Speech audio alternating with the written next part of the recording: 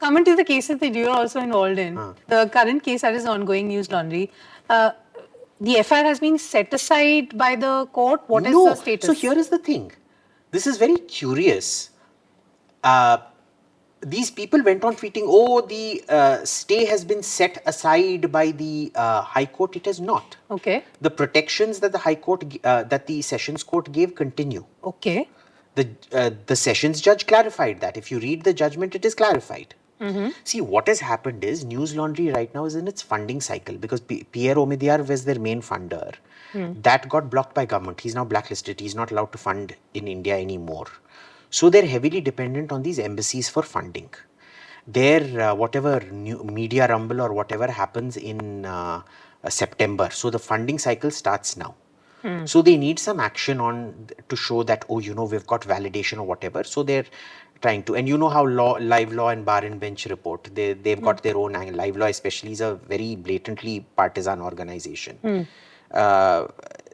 They have report an a certain, ideology, definitely. they have an ideology, and you're not allowed to report outside that ideology, right? You have to stick to the editorial line. So, theek hai. I mean, if that's helping them, bhai, भिखारी कैसे भीख मांगेगा मैं क्या decide करूं वो भिखारी हैं भीख मांगने दो अब मैं क्या करूं so that's that. Right. So the report of the order was, you're saying, projected in a different way. The protections were not highlighted. Yeah, they were not. That continue. Yeah. Anything interesting from the hearing that you want to highlight while we speak? Nothing. I think what you should be asking is, why have you reported the proceedings? Why did Bar and Bench and Live Law not report what my lawyers, Percy, Billy Moria, Jasmine Damkewala and Jayanant Deyat Rai said? Very curious, no? They got a lot of time to speak in front of the judge, but none of these things ever reported what was said. Oh, they didn't? They didn't. They didn't. Very curiously, they didn't. Why? So you think they're all together in this? Well, I don't know if they're together in this, but if it walks like a duck and it quacks like a duck and it swims like a duck, it must be a duck, no? Same ideology, same outlook on life. I don't know. The Gen Z... What I do know is I've got a lot of spies in that ecosystem. And they've been showing me all the WhatsApp forwards that some of these NewsLaundry people have been doing. It's fun. That takes me to a very interesting question. It's popped up in my mind now that you say insiders and everything. You also were very vociferous about the Gymkhana thingy that was going on, I remember, where the government wanted to take over the land and they continue to want to do it, right? Yes, they want to do it, yes. Yeah. So, you were in favor of that or against it? I wasn't able to figure out from the tweets. I am always in favor of property rights. Like I said, I'm right-wing. If the owner of the property wants to take back his or her property, he has every right to take back his or her property if they have gone by the law. Now, the courts laid down you can't just arbitrarily seize land. There has to be a violation. There has to be, I think they've set some 4 criteria and all. 2 of those criteria were met. Right. Property owner wants to take back property. Does it meet the judicial criteria set down? Yes. But that's the legal part of it. You've also spoken about other things about Gymkhana. You're very eloquently fighting against, I think, Sushant sir on Twitter about it. Sushant is personal because he's a member at Gymkhana, na? Right. And are you a member? No, my dad was a member. Oh. So most of my childhood was spent in Gymkhana. So swimming and things like that. That makes you member, but what's the deal? I never took membership because I always found it very dingy. Oh. So, you know, abroad. So when I was in Australia, I lived in first 5 years were in a place called Port Douglas in far north Queensland. Okay. And we had the Mirage Golf Club. I was a member at the Mirage Golf Club. I very badly, one swing, I swung without doing my stretches and warm-ups and things. So one swing, it was so nasty. Sorry, it was this arm, because I remember the gear shift is this hand. It was so nasty. For 2 months after that, I had to, walk to work. I couldn't drive because I couldn't shift gear.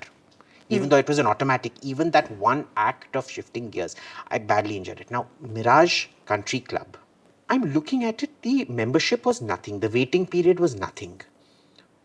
stunning golf course. If you actually do Google Maps satellite view, go there and check out Mirage Country Club and the Mirage Golf Course. Stunning golf course, amazing amenities, very, very posh. And I come back to Gymkhana, I'm like, you? You? There is this club that in Washington, which my friends take me to, and in London that my friends take me to. In London, it's called the Sloane Club. In Washington, it's called the Cosmos Club. And the Cosmos Club is a heritage building. Okay.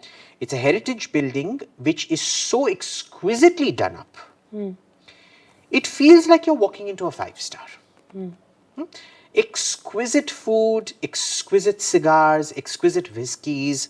They don't have a swimming pool, that's fine, because people there don't come. Because, the way America is, there's a swimming pool and sports facility near you. Yeah. You don't come to the club for that. The club is purely for socializing, playing cards, snooker, things like that. Stunning facilities. And I'm here and Cosmos Club is real elite. Sloane Club is real elite. Mirage Country Club wasn't real elite or whatever, but it was a nice bunch of people and it was all about the golf. I'm looking at Gymkhana and saying, bhai, ye kaun sa tum juggi jhopdi le aaye ho? And just because you've got a heritage building doesn't mean it's a juggi jhopdi. It's not a juggi jhopdi on the inside. Okay, it's very crudely done up. Yeah. It's certainly not. It's nowhere near 5-star standard, and you know this because you're in the law.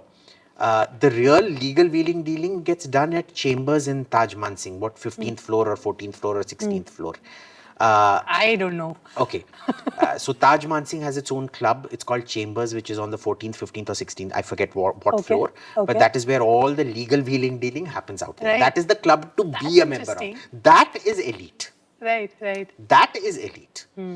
The other people, the financial thing happens at the Ashoka Hotel. There is a part of Ashoka Hotel that's been given out called the Mond Club, the Mond Club.